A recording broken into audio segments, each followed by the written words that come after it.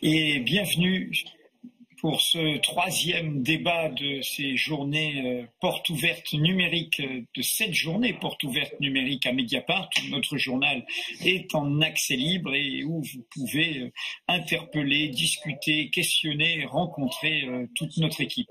Alors ce troisième débat, c'est sur ce que nous vivons toutes et tous depuis le début de cette année. La France face au Covid, il va se passer en deux temps.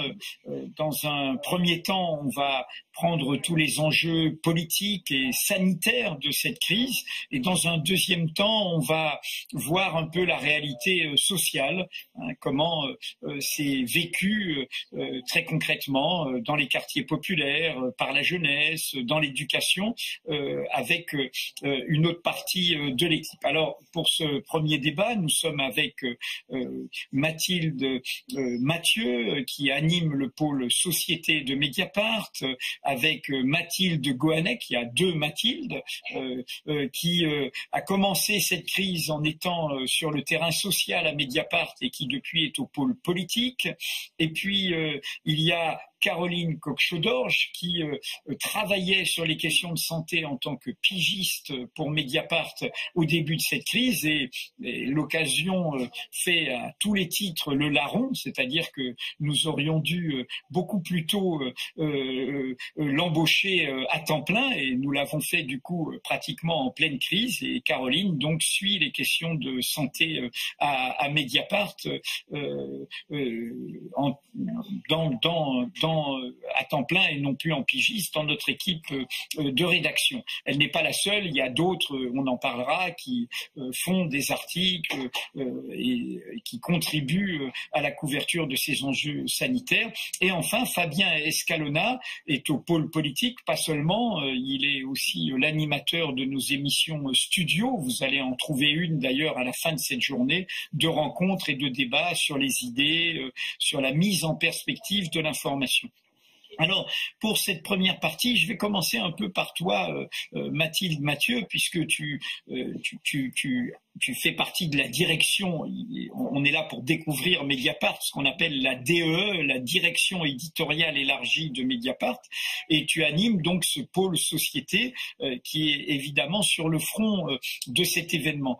Est-ce que tu pourrais déjà nous dire un peu comment, nous raconter même comment une rédaction se met en ordre de bataille pour affronter au fond l'inédit? Cette pandémie, personne d'entre nous évidemment ne l'avait prévue, elle arrive et elle est pleine de défis, d'inattendus, de surprises. Et comment on fait pour appréhender ce qui est le cœur au fond de notre métier, l'imprévu de l'événement? Comme tu dis, Edoui, c'était vraiment un défi pour Mediapart pour plein de raisons. D'abord, comme tu l'as dit, on n'avait pas de journaliste en charge de la santé à plein temps à Mediapart. Donc, la première décision absolument évidente, vu les besoins et vu la qualité de son travail, c'était d'embaucher Caroline Coq-Chaudorge, donc qui nous a rejoint et qui a été en première ligne. Et ensuite, on a été contraint de réorganiser complètement la rédaction, pas seulement de mettre en place une task force Covid, mais en réalité de réorganiser l'intégralité de la rédaction autour de cette thématique. Et sachant qu'on était tous, comme la majorité des Français évidemment, en télétravail, donc on n'avait plus la possibilité de discuter, de phosphorer ensemble aussi facilement. Une des forces de Mediapart, je pense que les lecteurs le savent, c'est l'horizontalité, la transversalité. C'est des discussions entre le service société, le service enquête, le service idées. Et donc, on a dû passer en visio et en téléphone et en mail. Ça a été évidemment une gageure. Et c'était finalement une espèce de crash test pour Mediapart que je crois on a collectivement réussi. Le service enquête se mettant en branle avec tous ses talents pour aller enquêter sur la pénurie de masques, les mensonges du gouvernement, Caroline et plusieurs de nos pigistes comme Rosane Le Saint, Rouliata Sall, Lise Barnéou racontant les aspects plus strictement sanitaires. Alors avec cette difficulté aussi, c'est une évidence, mais que pendant le confinement, il était quasiment plus possible d'aller sur le terrain. Or, en fait, quand on est journaliste et qu'on est face à de l'inédit et qu'on ne sait pas comment attraper quelque chose, le premier réflexe des journalistes, c'est de se dire je vais aller voir, quoi. Je vais aller voir ce qui se passe. Et c'est la première manière d'appréhender les choses. Et là, en fait, on était dans l'impossibilité physique de le faire, à quelques exceptions près, parce que Mediapart s'est aussi organisé assez tôt pour commander des masques chirurgicaux, des FFP2, mais c'était très compliqué d'aller dans les hôpitaux, très compliqué d'aller dans les EHPAD. Donc voilà, c'était une gageure, mais on s'est réorganisé et à partir du mois de mars, selon, disons, trois axes principaux. L'enquête sur la politique sanitaire, les manquements, les mensonges. Un axe aussi liberté publique, puisque très tôt, on s'est dit, et c'est l'ADN de Mediapart, qu'il fallait surveiller ce que le pouvoir faisait à nos libertés individuelles et aux libertés publiques en ce temps d'état d'urgence sanitaire. Donc, les enquêtes sur Stop Covid, le décryptage des mesures liées à l'état d'urgence. Et puis, un troisième axe aussi, qui a été une obsession pour nous, s'attacher à surveiller ce que cette crise faisait aux plus vulnérables, qu'il s'agisse des EHPAD ou qu'il s'agisse des quartiers populaires. Et on l'a fait à raison, puisqu'on a compris très vite qu'il y avait une surmortalité dans les quartiers. Donc voilà, on a cherché à travailler, à documenter au maximum sur ces trois axes-là. Alors les questions commencent à arriver. Donc la première, là, ça me permet de te passer la parole, Caroline. Au fond, ce qu'on a dû affronter aussi, c'est l'énigme d'un virus, donc sa nouveauté, les doutes, comme ce que nous avons appelé l'impéritie du pouvoir a semé le doute, une sorte de méfiance par rapport à la parole officielle, y compris à la parole médicale, des conflits dans le corps médical, y compris ils ont traversé le club de Mediapart avec les discussions autour du cas du professeur Raoult à Marseille. Et là, la première question est très précise. De nombreuses personnes, dit Kevin, autour de moi, gardent des symptômes plusieurs mois après être rétabli du Covid, comme l'essoufflement, la perte de goût et d'odorat. Que sait-on là-dessus, puisque c'est inédit, c'est aussi l'inédit d'un virus qui a des aspects énigmatiques et sur lequel les scientifiques n'ont pas encore tout compris, n'est-ce pas, Caroline? Oui, alors je commencerai peut-être par raconter la manière dont on a été plongé dans cette crise. On partait quand même pas de rien. Moi, en tant que pigiste, j'avais suivi depuis plusieurs mois et à vrai dire depuis le printemps 2019 la crise de l'hôpital et à travers le collectif Interurgence qui a ensuite gagné l'hôpital sur des revendications sur des moyens, des ouvertures de lits, de postes, etc. Donc à ce moment-là, il y a eu une prise de parole de l'hôpital et en fait la crise Covid naît au milieu de ça, de cette crise de l'hôpital, et avec quand même un monde hospitalier qui est en capacité de répondre. Et moi, en tant que journaliste, je peux aussi m'appuyer sur tout ce travail de prise de parole dans le monde hospitalier et de nombreux contacts que j'ai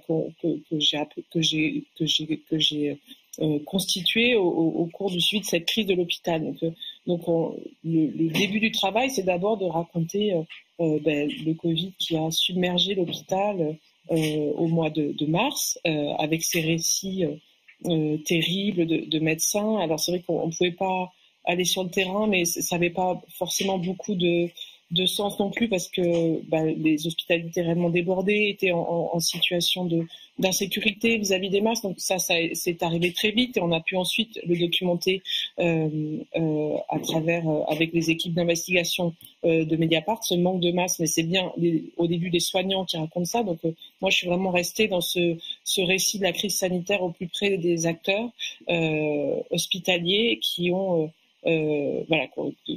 qui reste quand même. Enfin, cette documentation-là a été très intéressante. Et alors, pour continuer sur la question du pouvoir médical, c'est vrai que très vite, on voit aussi des dissensions au sein du corps médical, avec des prises de parole un petit peu individuelles. Je pense à Didier Raoult et qu'il faut et ces dissensions-là prennent une place aussi dans le club, et donc on garde un œil avec ça, et en même temps on garde aussi, la figure du professeur Raoult a été, c'est encore une fois le pôle d'investigation qui s'en occupe avec Pascal Passarello, qui s'intéresse à cette figure-là et à sa manière de faire de la science, qui pose un certain nombre de questions. Et donc voilà.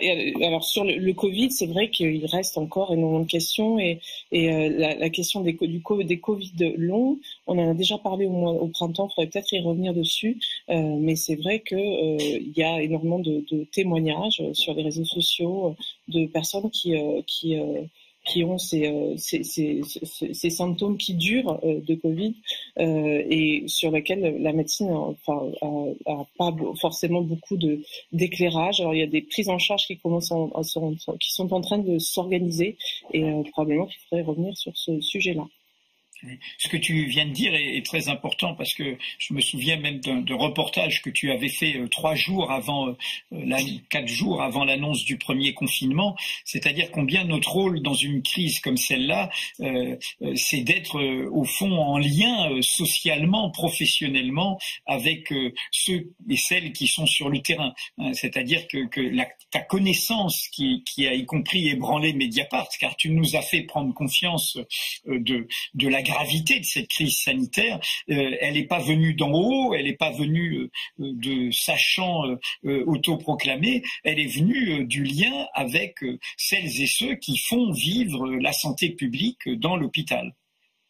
Oui, effectivement, c'est vraiment ce que j'ai eu à cœur de faire tout au long de cette crise, c'est de donner la parole aux médecins de terrain, et à un nombre très important de médecins. Je n'ai pas dénombré le nombre de médecins, d'infirmières, d'urgentistes que j'ai interrogés sur cette crise, mais voilà, j'ai à Paris, en province, au cours de la deuxième vague, je suis allée dans les hôpitaux, des grands hôpitaux, à la PHM, des petits hôpitaux. Donc voilà, j'ai vraiment eu à cœur de documenter cette crise incroyable, cette crise sanitaire, qui était en même temps assez difficile à comprendre, parce que cette maladie a des formes graves, mais en très petite proportion, 0,5% de la population seulement.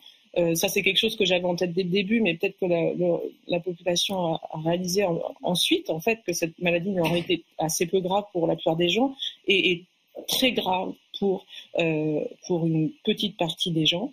Et c'est vraiment très impressionnant d'aller dans les services de réanimation et de voir l'état de défaillance des malades très graves du Covid, qui ne peuvent réellement plus respirer, s'ils sont dans une défaillance vitale extrêmement grave. Et donc j'ai eu vraiment à cœur de documenter cette crise étrange d'une maladie qui peut passer inaperçue dans la population. C'est ce qui nous est arrivé en février, et ce qui nous est arrivé aussi à l'été, au début de l'automne, et qui explose à l'hôpital à un moment donné. Et donc voilà, il fallait vraiment, je crois, décrire précisément cette crise sanitaire au plus près de ses acteurs, et en multipliant et croisant les témoignages. Alors, Mathilde Goannec et Fabien Escalona, arrivent des questions pour vous, pour la politique. Il y en a 2 qui se rejoignent. Existe-t-il en France des précédents de pouvoirs qui profitent de crises comme aujourd'hui le Covid, une crise sanitaire, pour assumer un virage autoritaire? C'est une question de JP.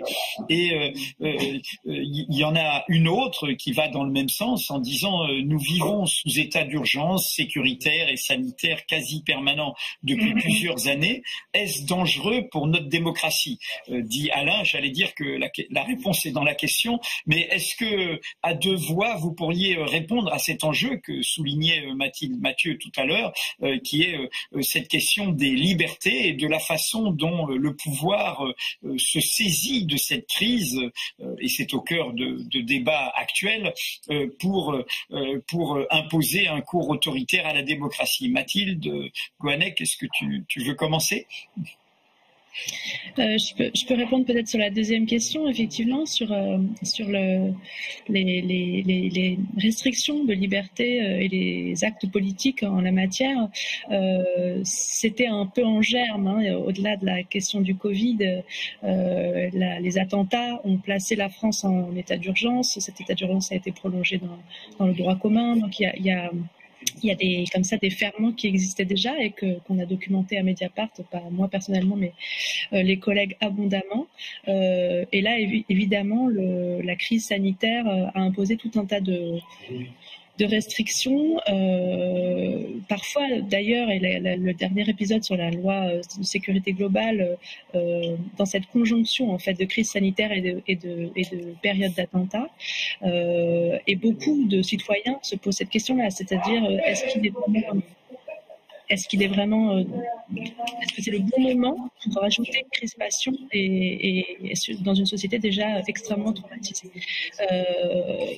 Et je crois que c'est la crise au Parlement qu'on vient de vivre, et la crise aussi au sein de l'exécutif qu'on vient de vivre est assez renseigne de ce point de vue-là.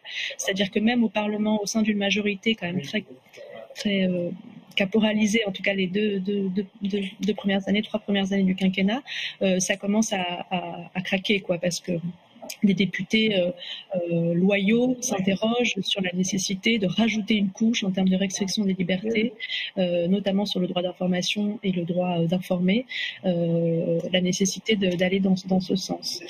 Voilà, c'est la première question. Fabien, peut-être sur le précédent historique, je pense pas qu'on ait vécu une telle conjonction d'événements dans le passé, mais tu vas pouvoir nous éclairer de ton regard. Fabien, je rappelle que Fabien, pour montrer la diversité des itinéraires à Mediapart, a fait un grand saut. Il était chercheur, il était en train d'aller vers la recherche scientifique en sciences sociales, et puis il est venu découvrir dans ce cadre-là Mediapart, et puis ça a été le coup de foudre, et du coup, il a basculé dans le journalisme.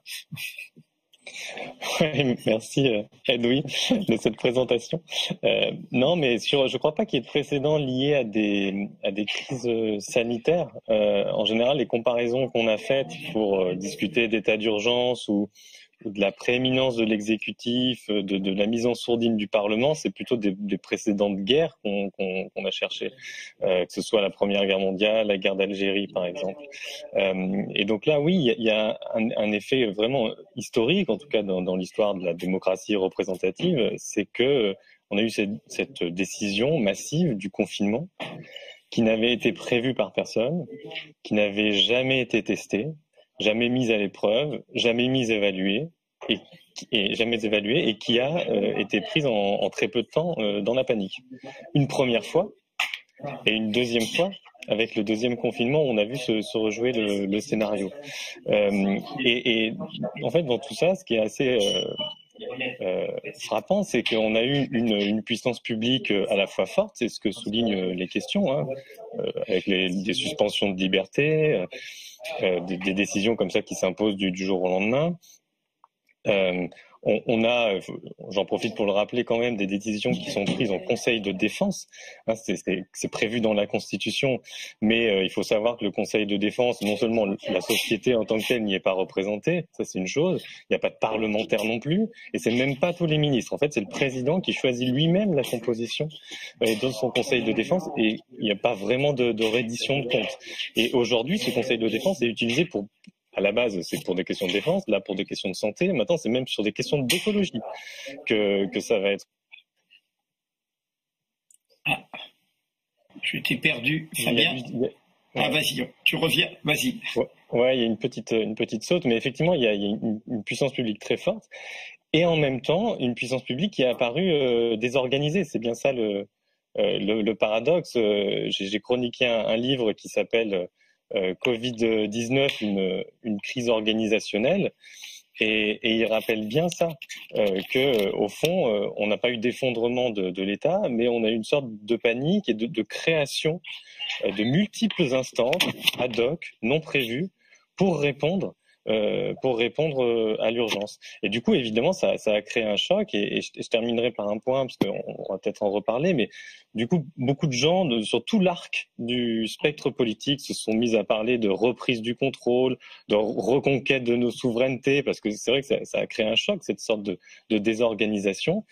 Mais c'est aussi des thèmes sur lesquels on voit se rejouer des différences de sensibilité entre ceux qui veulent le retour juste d'un État fort qui reprend le contrôle, voire qui reprend le contrôle sur des bases strictement nationales, et puis ceux qui mettent en garde en disant oui, mais si on le fait, ça ne peut valoir qu'en interaction démocratique avec la population.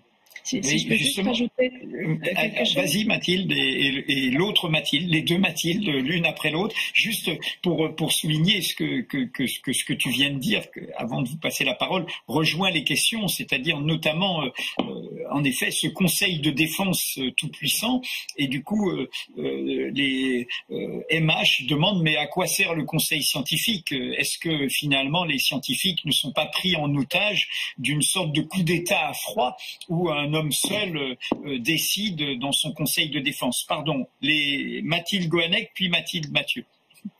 Les deux Mathilde.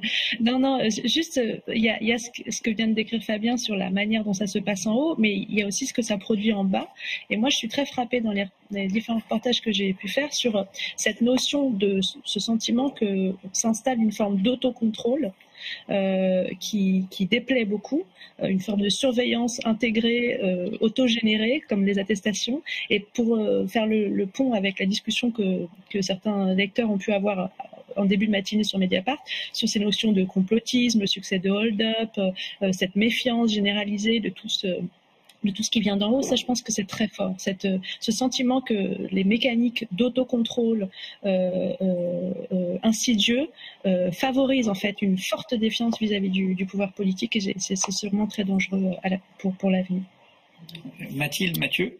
Oui, c'était juste pour donner un exemple de comment le pouvoir ou les autorités peuvent prendre prétexte de la crise sanitaire pour imposer des mesures attentatoires à nos libertés.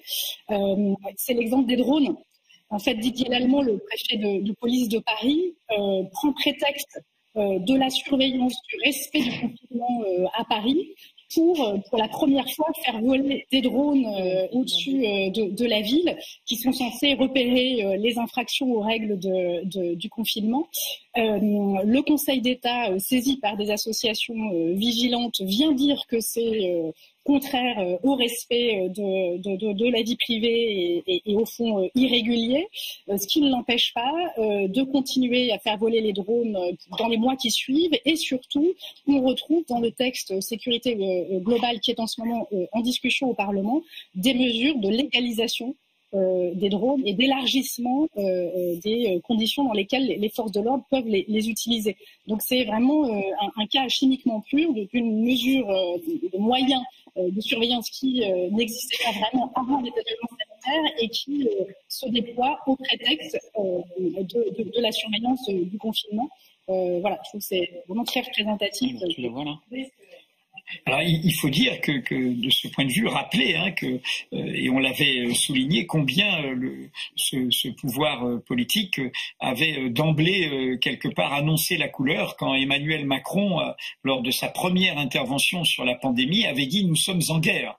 Nous sommes en guerre, ce à quoi le président de la République fédérale allemande, enfin de l'Allemagne plutôt maintenant, avait dit « mais non, on n'est pas en guerre, le seul ennemi à la limite c'est nous-mêmes, si on ne sait pas faire face à cette pandémie. Alors, je vois que Caroline a des problèmes de connexion. Du coup, elle revient et elle vient et elle s'en va. Voilà. Mais donc, si Caroline est à nouveau déconnectée, Mathilde, Mathieu, je précise, mais les autres aussi, parce qu'il y a des questions très précises sur la réalité sanitaire. Il y en a deux que je vais grouper. L'une de Carthage qui interroge la décision du gouvernement de réserver les vaccins en priorité dans les EHPAD et il interroge cette décision. Pourquoi est-ce que ça ne veut pas dire que d'une certaine manière les personnes âgées, fragilisées, déjà fragilisées, seront un peu des cobayes? Donc il y a une question sur la politique de priorité du vaccin. Et puis la deuxième question est une question qu'on a traité, si je me souviens bien, et que tu as raconté, Caroline, c'est le tri à l'hôpital. On a bien compris qu'un des enjeux, c'était de sauver l'hôpital public, qui avait été si malmené, et évidemment, toute l'arrivée de services d'urgence surchargés et à un moment dépassés entraînait, et c'est la question que pose Gilles, est-ce que vous avez parlé du tri des patients à l'hôpital comme une sorte de médecine de guerre? Il dit qu'il y a des plaintes qui témoignent de cette réalité, qu'on a délibérément, dit-il, trié les patients Covid en fonction de leur âge. Donc deux questions, une question sur ce qui s'est passé à l'hôpital par rapport aux priorités pour soigner, et deuxièmement la question des vaccins. Caroline, tu commences ? Oui, bien sûr. Alors sur le tri à l'hôpital, c'est quelque chose évidemment qu'on a essayé de suivre de manière très attentive depuis le début de la crise. Évidemment que l'hôpital, face à la déferlante de malades qui a exigé la déprogrammation, enfin déjà le confinement général de toute la société pour que cesse l'épidémie au plus vite, et la déprogrammation de l'ensemble des soins, des autres soins à l'hôpital, a été confronté face à un afflux très important de malades. Alors, je n'ai cessé pendant toute la crise au mois d'avril de parler à des réanimateurs, des infectiologues pour qu'ils nous racontent. Enfin, c'était vraiment un suspense terrible. C'était à peu près à la fin du mois de mars, au début du mois d'avril. Les médecins, les services de réanimation, les services d'infectiologie couraient après le virus, essayaient tout le temps d'avoir un temps d'avance sur lui en termes de nombre de lits. Et et eux racontent qu'ils sont quand même passés très très près du moment où ils n'avaient plus de lits pour accueillir des malades. Alors du côté des réanimateurs, le discours, c'est quand même de dire qu'ils ont réussi à tenir à peu près, et qu'ils ont toujours eu quelques lits d'avance pour ne jamais refuser un patient qui méritait d'être admis en réanimation. Il y a ensuite le débat de l'accès à la réanimation en fonction de l'âge. Il est évident que les personnes âgées, à partir d'un certain âge, et notamment quand ils ont un certain nombre de problèmes de santé, de dépendance, etc., n'ont pas été admis en réanimation, et la courbe d'admission en réanimation pendant la crise, l'âge des patients admis en réanimation pendant la crise a baissé, clairement. Alors, les réanimateurs disent qu'ils ont fait des choix encore sur des critères médicaux, c'est-à-dire qu'ils ont refusé des malades parce qu'ils estimaient qu'ils avaient peu de chances de s'en sortir vu la gravité du Covid. Donc, ils ont fait un tri d'ordre médical. Mais tout ça ne clôt pas le sujet, et c'est quelque chose sur lequel on continue à travailler en réalité, sur le tri des malades en réanimation, mais aussi le tri des malades à l'hôpital. Il est quand même très probable que dans ces hôpitaux submergés par des malades extrêmement graves, il y ait eu des difficultés d'accès à l'hôpital des malades par sa porte d'entrée normale, qui est les urgences. Donc, c'est un débat extrêmement compliqué en réalité, mais sur lequel on continue à travailler. C'est aussi un débat éthique il faut essayer de comprendre la décision médicale d'admission en réanimation, la réanimation. On t'a perdu, Caroline. Un problème de connexion. Est-ce que tu es là?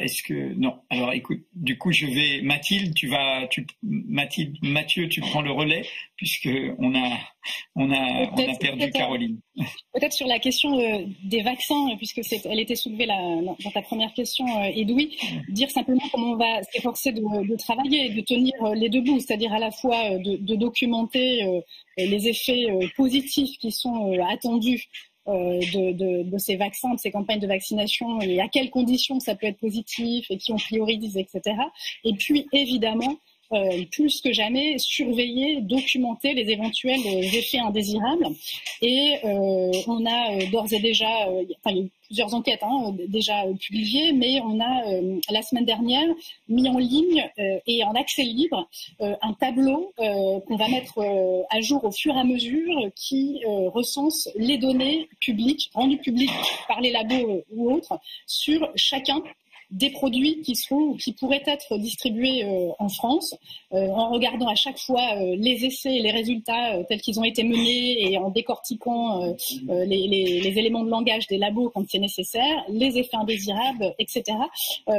Et ne surtout pas se laisser enfermer dans la guerre entre labos, comme on l'a fait sur la question des traitements. Je rappelle que Mediapart a enquêté à la fois sur l'hydroxychloroquine et ses promoteurs et sur le remdesivir, donc le traitement du laboratoire américain Gilead et ses promoteurs. Et on n'a jamais pris parti dans cette guerre-là. On a toujours essayé de donner le maximum d'informations et on a été les premiers, par exemple, à révéler que la Commission européenne avait, début octobre, commandé 3 millions de doses du remdesivir à un moment où s'apprêtait à être publié un essai coordonné par l'OMS qui démontrait l'inefficacité de ce traitement, que ce soit en termes de mortalité ou de durée d'hospitalisation. Et voilà, on a été les premiers à révéler comment le laboratoire avait réussi quasiment ce hold-up.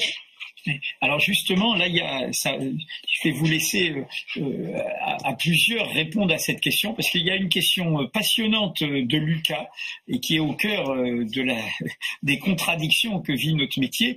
Il dit: comment, en tant que journaliste, ressentez-vous l'opposition entre votre devoir d'exposer les dysfonctionnements au niveau de l'État concernant la gestion de la pandémie, donc les mensonges, l'impéritie, l'inconséquence, enfin tout ce que nous décrivons, et donc nous sapons la crédibilité de la parole de l'État en faisant ça, et de l'autre côté, la nécessité réelle que les gens gardent confiance pour respecter les mesures sanitaires et y compris, et c'est le fameux, dit-il, la question de la vaccination, se protéger. Et du coup, on en a parlé dans un autre débat sur notre traitement de hold-up, et de dire comment nous nous posons, comment réfléchir dans les discussions que vous avez entre ce que nous révélons qui décrédibilise la puissance publique parce qu'elle le mérite, et en même temps le fait que c'est pas une petite affaire ce virus, comme le rappelait Caroline, et qu'il faut s'en protéger et en se protégeant protéger les autres. Qui veut commencer? L'une des deux Mathilde, les deux Mathilde, Fabien. Oui. Mathilde Goannec. Non, je peux commencer par des anecdotes de reportage. C'est souvent là que se trouve une partie de la réponse. Moi, je suis très régulièrement, notamment au cours des reportages que j'ai pu faire en Isère avec les Gilets jaunes, interpellée aussi au nom de Mediapart, où on me dit que oui, mais c'est vous, Mediapart, qui avez révélé l'histoire des masques, de la pénurie sur les masques et du double discours sur les masques.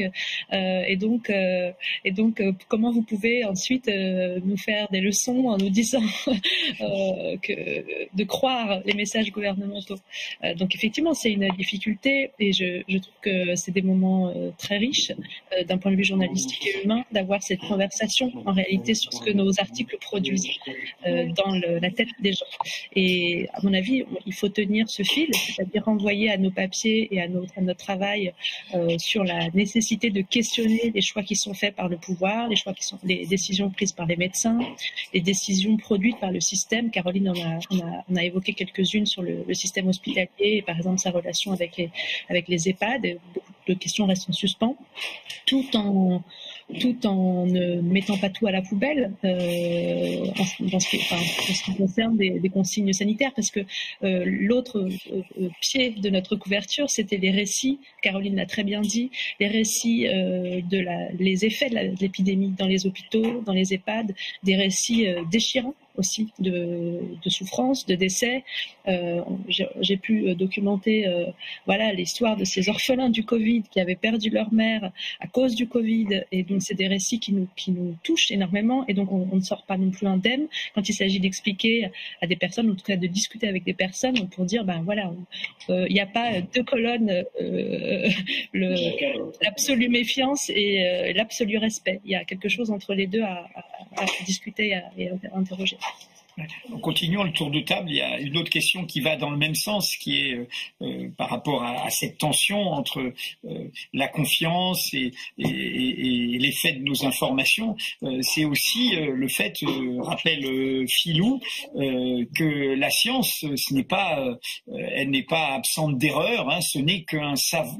Il rappelle que la science, c'est ce que l'humanité a compris du réel à un moment donné, et évidemment. La science parfois s'est trompée, la science bouge elle-même, la science est traversée par le doute. Ce n'est pas un absolu toujours la science. Alors du coup, ça me permet de continuer ce tour en passant peut-être la parole à Fabien et puis après à l'autre Mathilde. Ouais, non, mais sur la question qui était posée à propos de la confiance, j'évoquais tout à l'heure là ces sociologues qui avaient bossé sur comment l'État a réagi. Il se trouve que une des façons quand même du coup, j'ai perdu mon idée parce que j'entends plein de bruits parasites. Bon, non, tu montrais, tu rappelles ce livre fait par des sociologues de l'école de Michel Crozier qui ont montré comment l'État est très inventif et en même temps très impuissant et très désorganisé. Et j'ai retrouvé mon idée qui est que eux, ce qu'ils avançaient, c'est qu'il y a eu beaucoup de plans de préparation aux crises qui n'ont pas du tout été suivis dans cette crise même. Et ils vont étaient dans les tiroirs, on l'a révélé, hein, certains de ces plans étaient dans les tiroirs et ce qui est stupéfiant, c'est que, y compris sur les masques, hein, tout ça était prévu, il y avait une sorte de mode d'emploi, il suffisait d'ouvrir son tiroir dans le bureau d'administrateur et ça n'a pas été fait. Pardon, je t'ai coupé la parole. Ouais, donc ça c'est le premier point, c'est le désapprentissage de la puissance publique. Mais eux, ils vont encore plus loin en disant que la meilleure façon de se préparer à des crises, et il y en aura d'autres, c'est quand dans les temps écologiques, climatiques qu'on vit, c'est sûr qu'il y en aura d'autres. Ils disent la meilleure façon de se préparer, c'est pas forcément faire des plans super bien dressés qui en réalité ne se dérouleront jamais comme prévu. Ils disent une des façons de faire, outre de mieux former la haute fonction publique à ce genre de situation, c'est de faire des études de cas sur ce qui s'est produit. Alors nous, on observe le présent, c'est ce qui fait toute la singularité du métier et ce qui nous fait tenir ce fil que décrivait Mathilde tout à l'heure.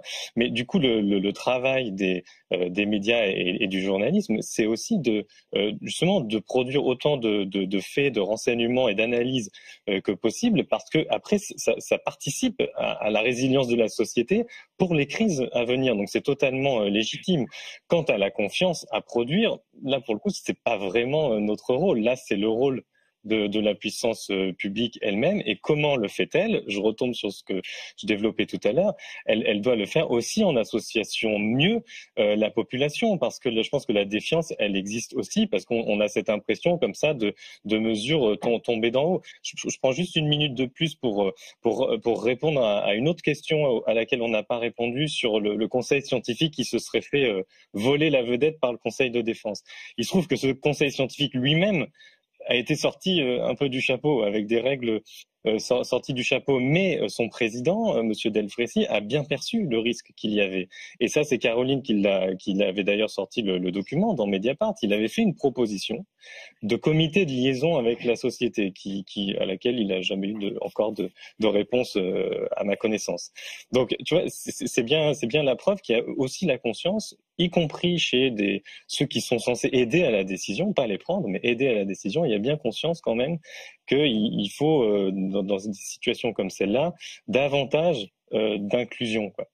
On est là au cœur du rôle d'un journal au service de la société, parce que ce document qu'a révélé Caroline, d'abord, il n'avait pas été rendu public, alors que les autres avis du conseil scientifique étaient rendus publics, et il soulignait ce qui a été appris d'ailleurs face à d'autres pandémies, je pense à celle du VIH, au sida, qu'une politique de santé publique ne se construit pas qu'avec des professionnels de l'État ou de la médecine, elle se construit avec la société et avec les patients eux-mêmes, avec les premiers concernés. C'est ça une authentique politique de santé publique. Mais continuons le tour de table sur ces questions au fond éthiques du journalisme face à l'imprévu et comme le disait Fabien, l'imprévu, il va continuer, y compris à nous surprendre à tout point de vue.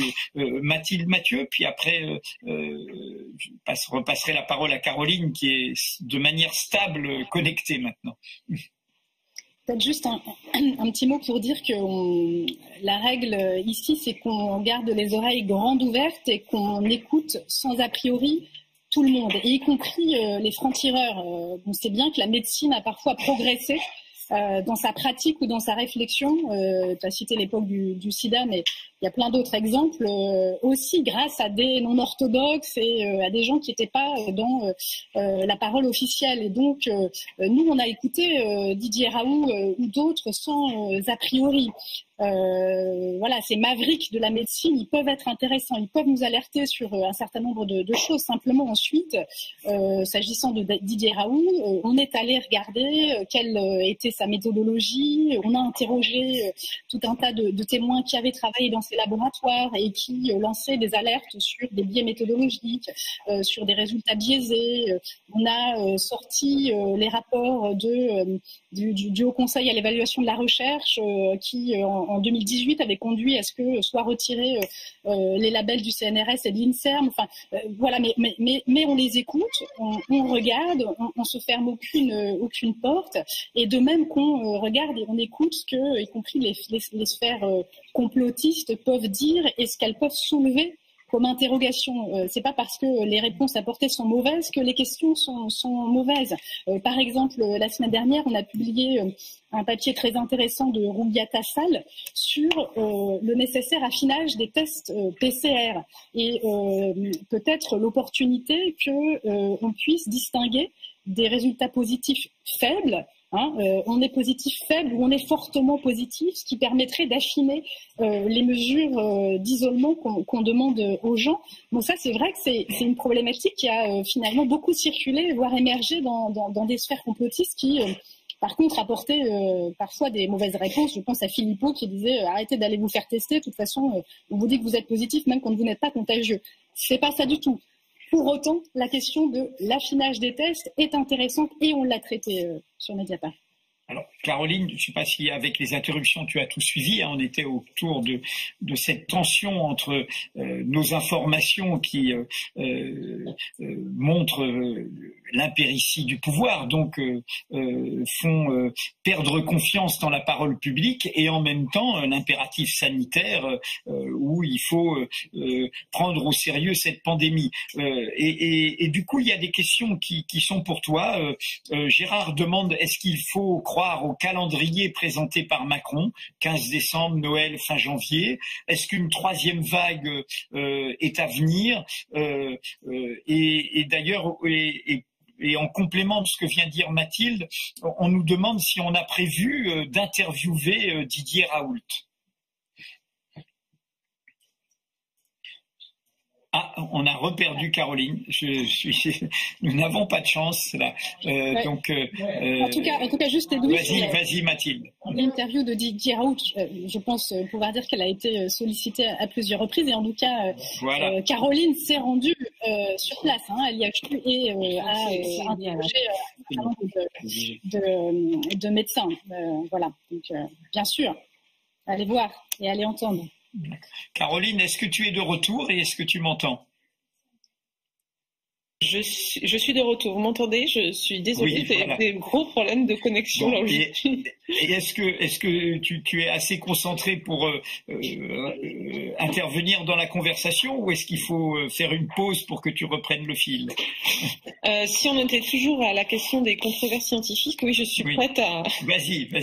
enchaîner, à moins qu'on me coupe de nouveau la parole. Tout va bien pour l'instant. Vas-y. Mais voilà. Oui, c'est vrai que ce qui est très étonnant avec cette crise du Covid, c'est la manière dont la controverse scientifique, qui est consubstantielle à la fabrication de la science, est tombée dans le débat public, en fait. Alors moi, je suis pas journaliste scientifique, et je sais lire des études, et je suis ça en amateur, dirons-nous. Et ma ligne à moi, c'est d'attendre un petit peu, en fait, quand je vois un sujet monter, une controverse monter, d'attendre un petit peu, de voir comment les scientifiques s'accordent entre eux dans leur débat à eux, entre une thèse, quelqu'un qui la contredit, etc., et la manière dont la science se construit pas après pas, et de se positionner quand il commence à avoir une base à peu près stable de connaissances scientifiques. Et c'est vrai qu'on a vu avec cette crise arriver dans le débat public des questions sur le traitement à un stade quand même. Dès le mois de mars, on a vu arriver des médecins qui ont affirmé qu'ils avaient un traitement contre le Covid, etc. Et évidemment que c'était beaucoup trop tôt pour affirmer cela. Et donc c'était intéressant et ça poser question en tant que journaliste, c'est la manière dont on couvre ça et dont on suit ça, et on essaie de mettre un petit peu de clarté dans ce débat-là. Donc en fait, la science, elle a besoin d'un peu de temps, et puis nous aussi, on a besoin d'un peu de temps pour essayer d'éclairer tous ces débats. Et la même chose avec les tests PCR, on est quand même sur des questions extrêmement complexes qui demandent du temps, des avis différents, on a besoin aussi de recouper nos sources, etc. Donc c'est vrai qu'à Mediapart, on fait pas beaucoup de désintox, mais on essaie de se donner le temps de comprendre les débats et d'aller chercher les bons interlocuteurs pour donner un peu de clarté. Voilà. Alors, il va falloir passer la main au deuxième plateau de ce débat, mais il y a deux questions très factuelles à laquelle il faut répondre. L'une, je l'ai posée là, c'est est-ce qu'il faut croire au calendrier de Macron, mais surtout est-ce qu'une troisième vague est possiblement à venir, et l'autre, c'est les enquêtes, puisqu'il y a des enquêtes qui ont été déclenchées avec des perquisitions chez des ministres, anciens ministres, etc. Est-ce que nous savons où en sont ces enquêtes sur la responsabilité politique dans la gestion de cette crise sanitaire? C'est à moi de prendre la parole, Edoui? Oui, si tu veux. Sur le calendrier, déjà, la troisième vague, voilà. Et alors, j'ai pas suivi. Est-ce qu'il y a eu une réponse sur la question de la vaccination des personnes âgées, parce que c'est en lien avec la. Vas-y. Ouais, il y a pas eu. Donc le calendrier, il y a un double calendrier. Il y a celui de la vaccination qui va donc commencer par la vaccination des personnes âgées. Alors, elle est justifiée par les autorités sanitaires. Le choix de choisir les personnes âgées est justifié par le fait que, évidemment, la mortalité du Covid est la plus forte chez les personnes âgées, et les plus âgées et les plus dépendantes qui sont en EHPAD. Donc, d'un point de vue éthique, ça peut se défendre. Et évidemment que la question de savoir si ce sont éventuellement des cobayes est aussi pertinente. Enfin, moi, je me pose la question de l'acceptabilité de ce vaccin qui commencera dans les EHPAD, et l'acceptabilité aussi vis-à-vis du personnel des EHPAD qui a aussi beaucoup subi, etc. Donc, c'est des choses qu'on va suivre des deux côtés. Je crois que sur la vaccination, il faut vraiment, évidemment que si la vaccination peut nous aider à sortir de cette crise, ça serait quand même un bénéfice immense pour tout le monde. Mais aussi du côté des risques, de l'acceptation, de la compréhension de ces vaccinations, il y a énormément de questions qui se posent, et on commence à se mettre en ordre de bataille pour pouvoir les suivre. Et il y a, pour finir sur la question du calendrier, il y a donc un deuxième calendrier qui est celui de l'épidémie. Donc la vaccination dans les EHPAD va pas être très efficace dans un premier temps pour étouffer l'épidémie, d'autant plus que la vaccination, pour l'instant, ses effets, c'est de limiter le nombre de cas graves et a priori n'a pas d'effet sur le fait de pouvoir contracter ou pas le vaccin. Donc évidemment que la société va devoir rester en vigilance avec des gestes barrières pour éviter une troisième vague. Et ça, c'est un autre calendrier qu'on va avoir. Donc, suite cette crise, se complexifie encore un petit peu plus. Voilà. Mathilde Mathieu, sur l'état des enquêtes ou Mathilde Gohanec Ouais, rapidement, il y a à peu près, il y a 3 niveaux, disons. Il y a les enquêtes qui sont ouvertes devant la Cour de justice de la République, qui visent les ministres. Donc, c'est celles qui ont donné lieu, par exemple, à des perquisitions médiatisées en octobre chez Olivier Véran ou chez Agnès Buzyn. Il y a les enquêtes qui sont en cours à Paris, qui ont donné lieu à l'ouverture de 4 informations judiciaires d'ores et déjà pour notamment homicide involontaire ou abstention de combattre un sinistre. Qui peuvent là viser des hauts fonctionnaires, des directeurs d'agences publiques. Et puis, il y a un 3e niveau dans différents parquets en France. Il y a des juges d'instruction qui sont saisis, par exemple à Nanterre, pour ce qui s'est passé dans un certain nombre d'EHPAD. Une information judiciaire est ouverte à Nanterre sur ce qui s'est passé, par exemple, dans un EHPAD du groupe privé Corian à Clamart. Et donc, on suivra évidemment tout ça de très très près.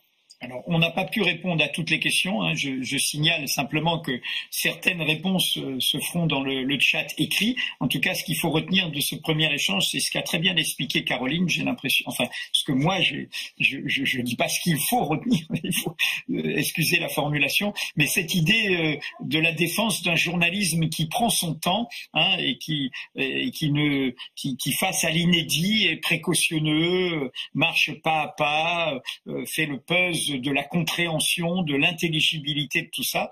Et j'ai trouvé que à plusieurs voix, là, c'était très bien expliqué. On va passer au deuxième temps de ce débat sur la France au Covid, avec juste une petite pause, le temps de changer de plateau virtuel.